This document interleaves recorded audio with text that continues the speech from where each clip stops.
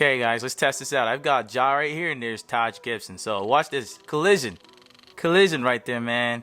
So he's gonna dunk on me right there, but look at that. So I'm gonna throw the ball out again. You're gonna notice that the left trigger is gonna start to vibrate. So the resistance from the left trigger is due to collision. So collision in NBA 2K20 causes that, but I don't think it works when you're on the offensive end. But when you're on the defensive end and there's larger weight on the other end, it works very well, in my opinion at least. But you'll see again when Taj Gibson runs into me. I'm gonna throw the ball out again or try to go score, I guess. Right here. Ooh, he blocked. How did he even block that? I can't believe he just blocked that, man. I went for a whole. You know what? Let's get back to this. Okay, so I'm gonna shoot that just so I get the ball back and get it. So, come on.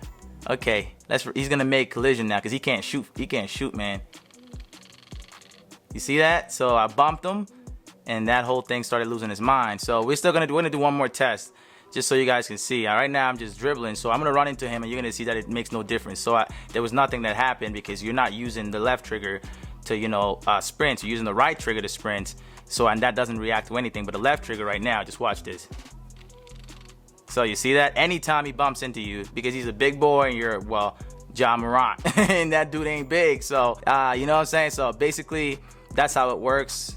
And I think it's cool because even if you're in a post op, you could also do that. The collision, if you're on a defensive end, will react to this. So sorry, the right trigger or the left trigger will react to collision or bumps, when you're in the post op. So basically, that's how it works, at least for NBA 2K21. One more time, look. Let's try to get in and bump me one more time. Yeah, I love it, man, to be honest. But some people are worried that it might break their controller, or it might shorten the lifespan of controllers. I don't know. Nobody knows anything, to be honest. But right now we're working with what we have. Taj can't guard me, man. Who got this man out here? That's a brick, though. Okay, I'm just trying to get that one more time, and then we done with this video, y'all. So I don't know if you guys want me to try this out in some other games. I can try it out with some other games. But in Spider-Man, I didn't really, get to feel much. But there was a lot of haptic feedback. It's harder to show how the haptic feedback works because it's more of a feeling than showing off the controller going off, vibrating like the adaptive triggers. So basically, that's how it all works. I'm gonna be live streaming on Twitch, playing all kinds of different games, not just this. So I got Spider-Man already, and I'm gonna get Assassin's Creed Valhalla. I want to kind of play the other ones too. So NBA 2K21, oh, Taj Gibson is not having it today. He is not having it.